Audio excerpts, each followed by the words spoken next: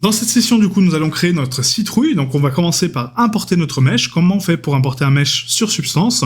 On va ici, donc, dans Fichier, Nouveau. Donc, on crée un nouveau projet. Et là, on a une nouvelle fenêtre qui s'affiche à nous avec, donc, les paramètres de projet. Donc, pour vous expliquer un petit peu ici, donc, le modèle, ici, de texturing, pour nous, on va utiliser toujours, donc, le PBR, Metallic, Roughness, Alpha. D'accord? Ici, Alpha Blend. Donc pas l'alpha test, l'alpha blend, parce que du coup ça permet d'avoir des nuances pour le vert, d'accord? Donc on va toujours utiliser donc l'alpha blend, donc PBR, Metallic, Roughness, alpha blend.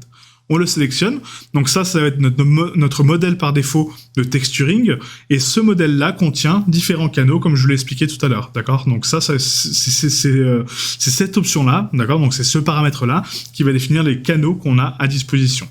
Ensuite, donc le fichier, c'est le fichier qu'on veut texturer, donc du coup on va ici donc dans sélectionner, bureau, on va prendre nos petits assets, donc là dans export, substance, et on va commencer par la citrouille. Donc ici, citrouille, substance. On clique sur ouvrir, et là ensuite on a donc la résolution du document. Donc faites attention, la résolution du document n'a rien à voir avec la résolution de sortie, d'accord? Les paramètres que vous exportez sont complètement différents des paramètres sur lesquels vous travaillez. Donc là, vu que c'est un asset et qu'il est donc entre guillemets un petit peu petit, hein, d'accord, donc c'est pas quelque chose qu'on verra en grand. En plus, il y aura de la lumière dedans. On va le mettre donc en 1024, d'accord. Donc 1024, c'est largement suffisant pour cet asset.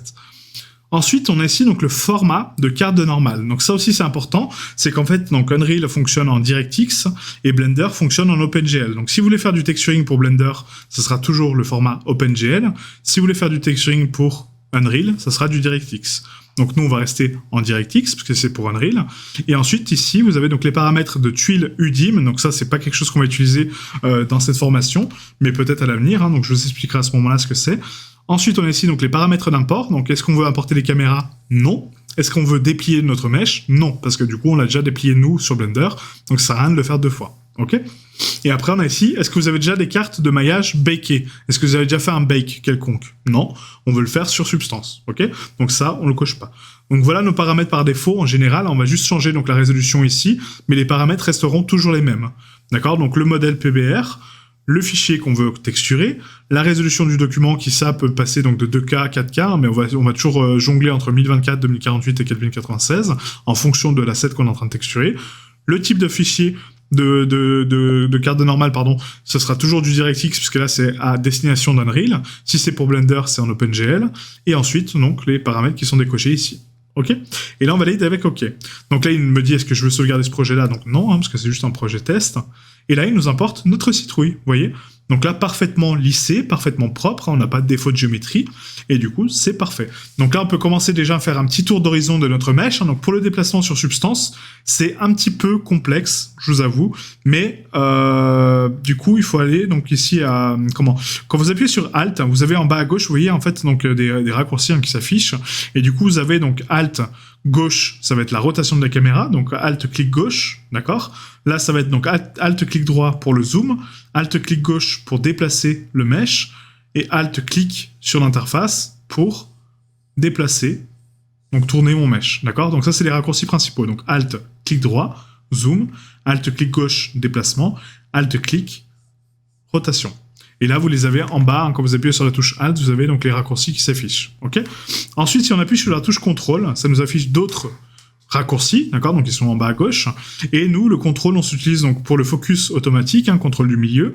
On a ensuite donc avec contrôle, il n'y a pas grand-chose hein, que j'utilise avec contrôle au final.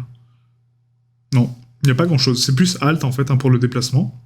Mais contrôle, je l'utilise très, très peu. Donc voilà. Après, on a donc la touche Shift hein, qui donne donc d'autres raccourcis. Hein. On a ici, donc vous voyez, faire une rotation de l'environnement, rotation de la caméra, etc. Donc ça aussi, pareil, je m'en sers pas tellement. Donc moi, c'est plus la touche Alt en fait. Hein. Zoom, dézoom, hop, déplacement et du coup rotation. Voilà, c'est tout. Donc voilà les raccourcis pour ma part. Ensuite, on a la touche F qui permet de se focaliser sur le mesh et en général, je passe toujours en vue orthographique pour ne pas avoir de déformation de perspective pour sculpter mes mèches, tout simplement. Voilà. Donc maintenant qu'on a importé notre mesh, il faut commencer par précalculer ces cartes, d'accord? Donc le bake de cartes, je vous l'ai expliqué au tout début, c'est de calculer un petit peu la densité de mon mesh et de calculer donc son épaisseur, ses curvatures, ses creases, calculer un petit peu son AO, etc. et calculer tout ce qui en fait partie. Donc pour faire ça, on va ici donc dans les paramètres des jeux de texture, on a ici donc le M-Citrouille, la taille de notre texture est bien en 1024, donc c'est parfait. Et là, on va descendre. Et là, on a les canaux. Donc, les canaux pour cette citrouille, on a besoin de la base color, on a besoin de la 8, on a besoin de la roughness. La métallique, non, parce qu'il n'a pas de métallique, donc on peut le supprimer. La normale, oui. L'opacity, oui, parce qu'on va creuser nos masques de citrouille dessus. Et l'émissive, non, parce que du coup, on va rajouter une lampe dans Unreal. D'accord? Donc, on a juste besoin de la base color, la 8, la roughness, la normale, l'opacité. Par contre, il nous manque 2 canaux. Il nous manque l'ambient occlusion, donc on appuie sur le petit plus, on rajoute l'ambient occlusion, et on rajoute la specular level. Ok. Ensuite, pour les paramètres ici, donc là, vous avez donc du sRGB pour la base color en 8 bits, vous avez donc du linear 16 pour la 8, donc c'est parfait, la roughness en linear 8, c'est parfait, la normale en RGB 16, l'opacité, on va la mettre en linear 16 également, l'ambient occlusion en linear 16, et la specular en linéaire 16, même la roughness. On va tout passer en linéaire 16, de toute façon, parce que l'export est déjà en linéaire 16. Donc vous passez tous les paramètres en linéaire 16, sauf la sRGB qui est en couleur. Ok. Et ensuite, on a ici donc, le mélange de normal, donc ça on y viendra par la suite, peut-être, si on en a besoin. Et ensuite, on peut baker les cartes de normal. D'accord. Donc baker les cartes de maillage. Donc là, on a un nouveau paramètres qui s'ouvrent à nous, avec donc la taille de sortie donc de ces cartes. Donc nous, on va les mettre en 8K. Pourquoi en 8K? C'est pour avoir donc un maximum de définition en termes de générateur. D'accord. Donc ça, je vous expliquerai après par la suite ce que c'est. Donc ici, ensuite, on a un normal, world space normal, donc le IDMap. Donc le IDMap, c'est donc une carte qui permet de calculer donc une couleur en fonction des matériaux pour les identifier. D'accord. Donc nous, on n'en a pas besoin parce qu'on passe par une autre méthode que je vous montrerai après. Ensuite, on a donc l'ambient occlusion. Donc on va mettre donc les rayons à 256. Ensuite, la curvature, 256 également. La position, la thickness, et on met à 256. Et là, pour précalculer donc les cartes de notre mesh, on clique sur baker les cartes de texture. Et là, ça va calculer donc la normale de mon mesh en termes de position. La world space normale, donc c'est par rapport à son orientation par rapport au monde. L'ambient occlusion, donc l'ombrage de contact. La curvature, c'est donc la forme, donc les curves et les creases de notre mesh. Et la position, donc c'est sa position par rapport à lui-même en fait. Et ensuite la thickness, ça va être l'épaisseur. Ok. Donc l'AO ne sera pas très révélatrice, hormis par rapport au chapeau et encore. Donc on aura juste un peu d'AO, vous voyez, au niveau des creases internes et du coup le chapeau, mais c'est tout. La curvature, pareil. Du coup on aura donc les curves sur les rondeurs, vous voyez comme là, et ensuite les creases à l'intérieur. Voilà, donc là c'est parfait. Voilà, donc ça c'est la position du mesh par rapport au monde, et après on a donc la thickness. Voilà, donc l'épaisseur, après, donc ça va donner juste une épaisseur plus forte sur le chapeau, et pas sur la citrouille, parce que c'est qu'un plan basique. Ok. Voilà, parfait. Donc là, on valide avec OK, et là, on a nos cartes de mesh. Donc maintenant qu'on a nos cartes de mesh, on peut voir ici que ça nous a généré donc les cartes, ici, et ça, on va pouvoir s'en servir justement pour notre texturing. Donc on va repasser ici sur l'onglet calque, et là on a donc nos calques pour le texturing. Donc avant de commencer le texturing, moi ce que j'ai tendance à faire, c'est séparer les zones que je souhaite contrôler avec des dossiers, et ensuite on peut commencer à texturer. Donc là je sais que nous, quand on a modélisé notre citrouille, on a fait donc une face pour la base, d'accord, notre petit centre ici, une face pour, un mesh pour la citrouille donc en général, et un mesh pour le chapeau. Donc là pour les diviser, on va ici donc supprimer le calque de peinture, et on va créer un nouveau dossier. Donc là, ce dossier-là, on va le renommer en base, pour notre base donc, de citrouille. Ensuite, on aura notre structure. Et ensuite, on aura notre chapeau. Chapeau ou tige, comme vous voulez. On va peut-être mettre des tiges. Voilà, tige. OK ? Donc ça, c'est les 3 dossiers qui vont contenir nos texturing. Donc un texturing pour la base, un texturing pour la structure, et un texturing pour la tige. Maintenant, comment je fais pour assigner des zones à ces dossiers? Là, on va commencer par la base. Donc, je vais me focaliser sur la base, qui est ici. Et là, je dois indiquer à Substance que moi, donc ce dossier-là, va contrôler cette surface de géométrie. Donc, pour ce faire, je vais rajouter, avec le clic droit, un masque noir. D'accord? Donc, le masque noir, qu'est-ce qu'il va faire? Il va masquer, donc toutes les parties noires vont être exclues de mon calque, d'accord, donc de mon dossier, et toutes les parties blanches vont être intégrées à mon dossier. Donc si je cache tout et que je mets que ma petite boucle de tige, enfin de base, pardon, en blanc, ça veut dire que je pourrais texturer que elle. Donc là, je vais vous montrer, on va mettre un masque noir. Donc mon masque est là. Pour l'afficher maintenant au niveau du mesh, je vais ici donc dans mes paramètres de calque, je vais dans masque, comme ça je vois mes masques. Donc là, vous voyez, en fait, mon calque est tout noir. Je n'ai rien sélectionné pour l'instant.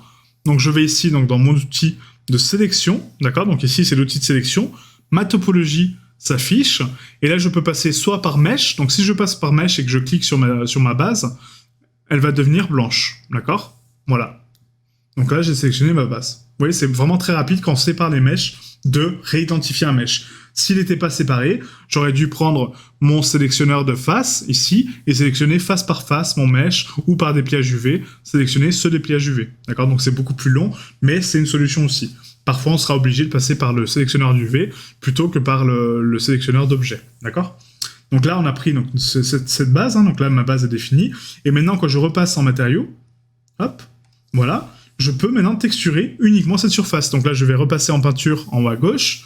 Je vais rajouter donc un calque de remplissage ici, qui va être un calque complètement plein. D'accord? Donc c'est pas un calque de peinture où je vais pouvoir peindre dessus, c'est un calque qui va remplir mon mesh. Donc là, je clique sur mon calque de remplissage, ça va le rajouter dans mon dossier, d'accord? Mon dossier qui est sélectionné. Et là, ce calque de remplissage, je vais le renommer en couleur base. Donc ça va être ma couleur de base. Donc là, la couleur de base, on va faire donc un clic droit sur l'interface. Et là, j'ai du coup mes options de calque. Donc là, je peux changer le type de projection de mon calque. Je peux changer le filtrage, le dépliage des UV, donc on peut le mettre en répétition, en tronqué ou en seul, comme sur Blender. Hein. L'échelle de mon UV, la rotation, le décalage.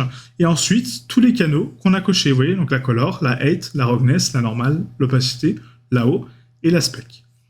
Si maintenant je veux que ce calque-là contrôle uniquement ma couleur de base et à la limite ma roughness de base, on va cocher uniquement le canal de color. Donc on appuie sur Alt, clic. Là, ça me sélectionne que la color. Et ensuite, je sélectionne la roughness. Et vous voyez que maintenant, j'ai que 2 sliders. Au lieu d'avoir tous les sliders que j'avais tout à l'heure, j'en ai que 2. J'ai que ma base color et ma roughness. Donc ma roughness, par défaut, je vais lui définir qu'elle a une valeur donc, de 0.8. D'accord? Donc ça, c'est sa roughness de base. Et ensuite, ma couleur va être un petit peu verte. Donc là, vous prenez bien donc, le code hexadécimal hein, du coup, de la couleur qu'on a définie sur Photoshop hein, pour avoir donc, un style uni. Donc là, pour la couleur, on va prendre donc, la couleur de notre palette, hein, donc les verts de base, d'accord, donc le vert neutre. Et ensuite, on aura donc les teintes foncées et les teintes claires, d'accord. Donc ça, c'est deux choses qu'on va mettre en place hein, pour donner donc des nuances de couleurs et donner un petit peu plus d'importance à notre mesh. Mais respectez bien votre palette de couleurs, d'accord. Donc peu importe les couleurs que vous avez définies, il faut toujours les définir propres. Donc là, je vais juste récupérer mon dossier, moi, de mon côté de palette, hein, pour donc identifier ma couleur. Je vais zoomer sur mes surfaces, hop, voilà. Et là, je vais prendre donc la pipette. Hein, donc, je vous montre pas, hein, mais enfin, vous avez compris. Hein, de toute façon, on a juste à prendre la pipette et vous avez donc le code donc RVB qui s'affiche ou le code hexadécimal, d'accord. Donc nous, on va prendre notre couleur neutre. Notre couleur neutre, donc en vert, ça va être donc ici, hop. On va mettre donc en HSV, d'accord. Donc là, je vais passer en RVB pour avoir donc les valeurs RVB. Et là, on va mettre du coup. Donc R, ça va être donc du 92. Par contre, les codes couleurs ne sont pas les mêmes. Alors excusez-moi, du coup, je vais prendre le code hexadécimal parce que le code RVB, ça marche pas du tout. Hop. Voilà, et du coup, mon code hexadécimal, donc c'est 5CC300. Donc j'essaierai de vous donner le code hexadécimal à chaque fois, hein, ça vous évitera d'aller le chercher. Mais voilà, n'hésitez pas à ouvrir votre propre palette de couleurs sur le côté.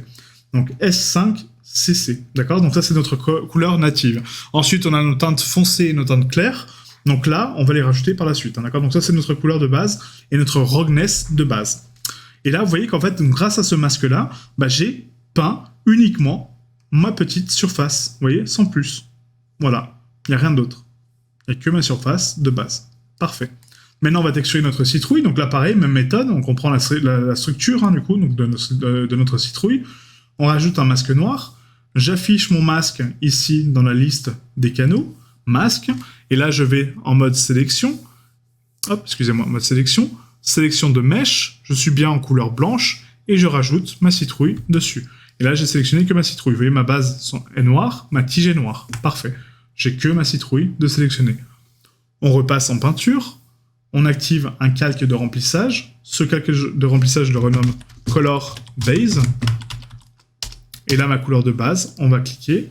On va activer que le canal de couleur, donc Alt-clic, Roughness. La Roughness donne une valeur aléatoire à peu près au 0,8, voilà. Et la couleur, on va définir notre couleur donc de orange, du coup, qui va être l'orange neutre qui est ici. Hop. Et là, c'est FE7100. Donc FE7100, comme ceci. Et là, j'ai ma couleur de base. Donc maintenant, on va décocher ici dans mon matériau, ma couleur de base. Et là, vous allez me dire, mais pourquoi la tige, elle est verte? Parce que pour l'instant, elle n'est pas masquée. D'accord? Donc là, pour l'instant, j'ai un masque ici, un masque là. Mais là, ce n'est pas masqué. Donc, si je veux masquer ma tige, j'ai juste à faire un black mask, aller dans la sélection de mèche, hop, sélectionner ma tige, voilà, avec l'outil drag and drop, faire un calque de remplissage. Et là, ma tige, je vais la remplir avec la même base color, parce que du coup, c'est la même. Donc du coup, j'ai juste à copier ma couleur de base. Je vais faire un CTRL-C pour copier mon calque. Je retourne sur ma tige, CTRL-V. Et là, j'ai ma couleur de base que je place dans mon dossier. Voilà. Et là, j'ai bien donc ma tige, j'ai bien ma couleur, ma structure, et j'ai bien ma base. Tout simplement. Donc là, par contre, la tige et la base, je crois qu'elles partagent la même carte, en fait, hein, j'ai l'impression. Ouais. Donc c'est pour ça que ça marche pas. Donc là, à la limite, c'est pas très grave. On va enlever la base, parce que du coup, la tige et la base, de toute façon, c'est la même chose. Donc c'est bien que ça fasse ça. C'est qu'on a un masque pour la tige et pour la base. Donc là, on va juste rajouter juste notre base. Donc là, en sélection de mèche, on prend donc la base. Hop, que la base. Hello. Que la base. Elle veut pas. Hein. Touc. Alors des fois, si vous avez des défauts de sélection comme ça, c'est pas très grave. Ce que vous faites, vous prenez donc la citrouille, d'accord, donc en entier, hop. Après, vous prenez donc le plus gros élément, vous passez ici donc en noir. Donc là, vous voulez exclure un mesh en noir et vous enlevez donc le mesh que vous voulez, vous ne voulez pas avoir, d'accord. Comme ça, vous êtes sûr de votre sélection. Donc si jamais la sélection est trop fine, vaut mieux passer parfois par la sélection la plus grossière et après passer par la fine plutôt que l'inverse, d'accord. Voilà, donc là on a texturé donc uniquement la couleur et la roughness de base de notre citrouille. Donc là c'est très joli, hein, vous allez me dire, mais bon, bah, ça manque un peu de matière, quoi. Donc là on va s'occuper des tiges pour commencer, et après on fera donc la citrouille qui sera la structure principale. Donc là on a notre couleur de base. Maintenant on va apprendre à créer une variation de couleur sur notre tige. Donc comment on fait? Bah, on va utiliser un premier générateur. Donc là on va créer un calque de remplissage qui va être ma couleur variation. Et cette couleur variation va être, du coup, mon générateur de couleurs, donc, un peu plus sombre, d'accord, un peu plus dark. Donc là, on va cocher uniquement la color, parce que j'ai pas envie d'avoir un impact sur ma roughness. Je veux changer que ma color. Et on va prendre, donc, la teinte verte foncée. Donc là, sur votre palette de couleurs, vous allez donc récupérer donc, le code hexadécimal de votre teinte verte foncée. Donc pour ma part, c'est 336C01. Hop. Ok, je valide. Voilà. Et là, j'ai ma couleur teinte foncée. Maintenant, je veux générer donc un pattern aléatoire qui va salir un petit peu, qui va donner donc de l'aléatoire à ma tige. Comment je fais? Bah, du coup, je vais ici donc sur ma couleur variation et je vais rajouter un masque noir sur cette couleur variation. Pourquoi je mets un masque noir? Parce que du coup, je vais créer un générateur qui va me créer donc des nuances de noir et de blanc. Donc du coup, un masque, d'accord? Donc les parties noires seront pas affichées, donc j'aurai ma couleur de base, et mes parties blanches seront un peu plus foncées, comme là j'ai défini. Donc c'est ça que je suis en train de créer. Je suis en train de créer un générateur de salissure. Donc là on prend donc ici notre masque noir, d'accord, donc on le sélectionne, je refais un clic droit dessus, je vais dans générateur, et là mon générateur ça va être quoi? Donc là il est vide, hein. Mon générateur ici ça va être un générateur de dirt. Et la dirt va permettre donc de générer, vous voyez, un effet de salissure sur mon mesh, et du coup comme je vous indiquais, donc les parties noires vont être du vert clair, hein, comme on avait au départ, et les parties blanches, qui sont les parties affichées, vont être des parties salies. Tout simplement. Et là, j'ai créé mon premier calque de variation. Vous voyez, donc ça donne tout de suite une nuance au niveau de ma tige. C'est beaucoup plus joli. Donc après, je peux régler ici, donc avec un clic droit sur mon générateur, donc le dirt level, pour régler donc la quantité de dirt que je souhaite. Donc on va la mettre un petit peu moins, un 0,6. Le contraste de ma dirt, est-ce qu'il est précis ou est-ce qu'il est plutôt tamisé? Moi, je le veux plutôt tamisé, donc on va le mettre à peu près à 0,48. Et ensuite, on a ici donc utilisé le triplanar. Donc le triplanar, qu'est-ce qu'il va faire? Il va projeter la texture de façon carrée, d'accord? Donc il va pas respecter les UV, entre guillemets, mais ça va éviter les coutures. Donc ça, on va le cocher. On va faire utiliser le triplanar, comme ça je suis sûr que mon mesh est dense et a la même projection partout, d'accord? Donc le triplanar est très pratique, hein, vraiment. Donc je vais pas rentrer dans le détail de ce qu'est le triplanar, hein, parce que c'est pas intéressant pour vous, mais croyez-moi, c'est vraiment très pratique, quoi. Ensuite, on a donc le grunge amount, donc la quantité de grains qu'on veut rajouter à notre dirt ou pas. Donc pour moi, part, donc 0,3 c'est bien, hein, 0,36. Et la scale de notre grunge. Donc plus on augmente la scale, plus on aura quelque chose de fin. Plus on réduit la scale, plus on aura quelque chose de grossier. Donc là, on va rester sur une scale à 3. Ensuite, on a donc le edge masking, donc ça c'est parfait. Et là, je pense qu'on n'est pas trop mal en termes de dirt, hein. On regarde un petit peu autour. Ouais, c'est pas mal. C'est pas mal. Voilà. Et donc là, vu que c'est une dirt, en fait, j'ai envie de rajouter donc ça. Donc pas en termes de variation de couleur comme ça, mais en termes de multiply. Donc pourquoi en multiply? Parce que du coup, ça va assombrir davantage. Donc là, vous voyez, en fait, on a ici donc les méthodes de fusion de mon calque. Donc pour ceux qui connaissent un petit peu Photoshop, les méthodes de fusion d'un calque définissent un petit peu comment ils sont mélangés par rapport au calque qu'il y a en dessous. D'accord? Donc encore une fois, je ne vais pas rentrer dans les détails techniques, mais le but, c'est de comprendre que les méthodes de mélange, en fait, sont comment il va se comporter par rapport au calque qu'il y a en dessous, tout simplement. Donc si je le mets en multiply, il va multiplier donc les valeurs sombres par les valeurs claires, et du coup va m'assombrir le mesh. D'accord? Donc là, si je mets en multiply, vous voyez, c'est tout de suite plus sombre. Donc pour ma part, la variation de couleur, je la mets toujours en multiply. Donc ça, après, c'est mon propre style. Si vous voulez la laisser en normal, vous pouvez la laisser en normal. C'est beaucoup moins sombre. Mais si vous voulez la mettre en multiply pour accentuer un petit peu ce côté un peu dark, vous pouvez passer en multiply. D'accord? Donc ça, c'est un choix personnel. Mais pour ma part, je vais passer en multiply. Donc ça, c'est notre deuxième calque. Ensuite, on va rajouter donc un troisième calque qui sont nos nuances de brillance, nos nuances de couleur. D'accord? Donc nos nuances de couleur claires. Notre curvature. Donc là, on a prononcé les creases, vous voyez, donc les cavités. Maintenant, je veux prononcer l'inverse. Je veux prononcer les courbures, donc les côtés positifs de mon mesh. Donc pour faire ça, je rajoute un calque. Ce calque-là, je vais le nommer curvature light. D'accord? Donc ça, c'est mes propres termes. Hein. Donc c'est pas des termes génériques, mais je le renomme curvature light. Et là, on va faire la même chose. Je vais mettre un masque noir. Et ce masque noir, je vais le passer ici avec un générateur. Et dans ce générateur, je vais mettre un générateur de curvature. Et la curvature, elle va me calculer quoi? Les côtés positifs de mon mesh, tout simplement. Vous voyez? Tous les côtés négatifs sont ignorés. Les côtés positifs sont blancs. Donc c'est ça que je veux. C'est accentuer le côté positif de mon mesh. Donc pas autant, bien sûr. Après, on peut le régler. Hein. Donc ici, la curvature, on va la régler tout de suite. Parce que là, on est sur une couleur blanche. Donc on va mettre donc, une balance beaucoup plus faible. Le but, c'est d'accentuer, vous voyez, donc les edges, hein, ici. Voilà, donc une balance à 0.02 et un tout petit peu de blur pour la fondre. Voilà, juste un tout petit peu, vraiment très minime. La curvature est très capricieuse à régler, mais une fois qu'elle est bien réglée, c'est pas mal. Et ensuite, donc ma couleur, du coup, je veux changer uniquement ma couleur, donc je sélectionne mon calque, je clique uniquement sur couleur avec Alt-clic, et là, ma base color, ça va être du coup notre couleur claire. Donc là, on va mettre donc ici le code couleur 93D358. Donc 93D358. Voilà. Et là, on a nos nuances claires. Sauf que là, ça ne suffit pas, parce que pour l'instant, j'ai uniquement eu un impact sur donc, mes lumières, mais pas sur ma roughness. Ma roughness, elle, il faut qu'elle soit beaucoup plus brillante maintenant sur ces zones de lumière, ces zones de brillance. Donc là, on va mettre une roughness à 0.4 à peu près. Voilà. 0.4, donc à peu près la moitié de ce que vous avez mis en termes de départ. Et là, on a donc un petit peu de shiny autour de notre tige. Parfait. Maintenant qu'on a réglé ça, il faut donc ce calque-là, moi j'ai tendance à le mettre donc pour la lumière en soft light.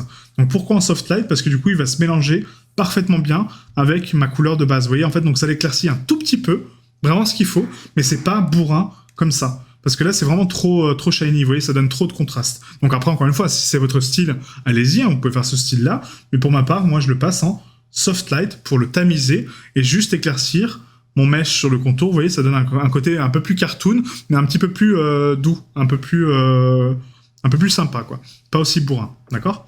Donc en soft light, et là, on est bon. Donc la curvature, soft light, la dirt, donc les creases en multiply pour assombrir, et là, on est bon pour notre mesh. Parfait. On a texturé notre tige et notre base en même temps, puisque du coup, c'est la même carte, hein, donc le même calque, et du coup, c'est parfait. Nickel. Maintenant, on va passer à la citrouille. Donc, pour la citrouille, je vais collapser mon dossier ici, donc de tige. Et là, je vais faire la même chose, en fait. C'est exactement la même manie pour le Stylized, toujours. On a donc la couleur de base. Je rajoute un calque par-dessus qui va être ma color variation. Donc, je vais mettre color var. Voilà. En multiply. Comme ça, je sais directement que ça marche. On va mettre donc notre masque noir dessus. Sur le masque noir, on met un générateur. Et sur le générateur, on met un générateur de dirt. Cette dirt va me générer un pattern aléatoire, vous voyez, en termes de dirt. Parfait. Je règle ici ma dirt avec un clic droit en triplanaire. Et là, je vais prendre ma couleur, du coup, sombre. Donc là, je coche uniquement le canal de couleur. Je prends mon orange sombre sur ma palette de couleurs. Donc là, ça va être donc, la palette ici. Et ça va être AC4C00. Donc AC4C00. Entrée. Et j'ai ma dirt. Vous voyez tout de suite le relief que ça donne ? L'importance que ça donne en mèche. Et du coup, vous n'avez pas besoin de beaucoup de techniques. Moi, je ne sais pas dessiner, je ne sais pas peindre, je ne suis pas dans ce domaine. Mais Substance me permet d'avoir les outils pour texturer mon mèche de façon très simple, très organique et de façon très belle parce que du coup, j'ai les outils pour tout simplement. Ok ? Ensuite, on va rajouter notre curvature. Donc là, curvature. Voilà. Et cette curvature, donc du coup, on va la mettre, donc pareil, masque noir. On va rajouter un générateur. Ce générateur va être un générateur de curvature. Et là, ça va me donner tous les lights, donc les zones de light de mon mesh. Donc là, encore une fois, on va le régler un petit peu en termes de balance, parce que c'est vraiment trop fort. On va juste éclaircir un petit peu les contours. Voilà, donc là, c'est très joli, par exemple. Un petit peu de blur pour le flouter un petit peu. Voilà, pour l'adoucir un peu. Et le contraste, on peut limite le contraster un tout petit peu plus. Quoique, je sais pas, on verra ça par la suite, mais je pense pas. Non, le contraste, on va le laisser comme ça. Parfait, donc là j'ai ma curvature, nickel. Cette curvature, on va la passer en soft light. Et là, sur mon masque, je veux cocher uniquement la color et la roughness. Ma roughness donc, est à peu près à 0.8, donc on va mettre 0.4 en termes de brillance. Voilà. Et la couleur va être ma couleur claire de ma citrouille. Donc là, on va cliquer sur notre palette de couleurs, et ça va être du coup le code FFA35A. Donc FFA35A. Entrée, et là j'ai ma soft light. Donc encore une fois, à vous de voir si vous voulez mettre en normal ou en soft light, mais pour ma part je préfère la soft light, c'est beaucoup plus joli quoi. Voilà, tout simplement. Parfait, donc maintenant qu'on a texturé notre citrouille, la prochaine étape va être de dessiner les visages creusés dedans, donc ça je vais vous montrer une technique très simple pour le faire, mais là il nous manque une dernière étape avant de créer nos visages, c'est déjà de finir un petit peu le texturing de notre mèche pour justement le valider, d'accord? Donc valider une citrouille propre, ça peut être intéressant du coup, et après on va générer que des calques d'opacité. Donc ça c'est la technique que je vous donne pour cette session.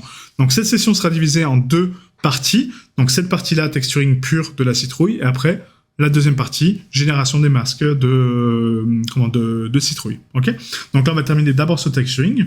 Donc là qu'est-ce qui me manque comme chose pour finir mon texturing, parce que là c'est déjà pas mal, c'est déjà très joli, c'est vraiment sympa, mais moi je veux aller plus loin. Là on va rajouter donc un calque, donc juste un seul, excusez-moi j'en ai rajouté deux, et ce calque-là on va le mettre par-dessus tous nos dossiers, d'accord? Donc il faut qu'il aille au-dessus de nos dossiers. Et ça va être quoi? Ça va être l'Amplified AO.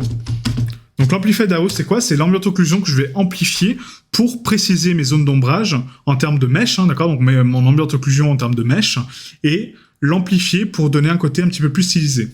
Donc pour faire ça, l'Amplified AO, c'est très simple, on va créer donc un masque noir. Ce masque noir, encore une fois, devinez, on va mettre un générateur. Et dans ce générateur, on va mettre un générateur d'ambient occlusion.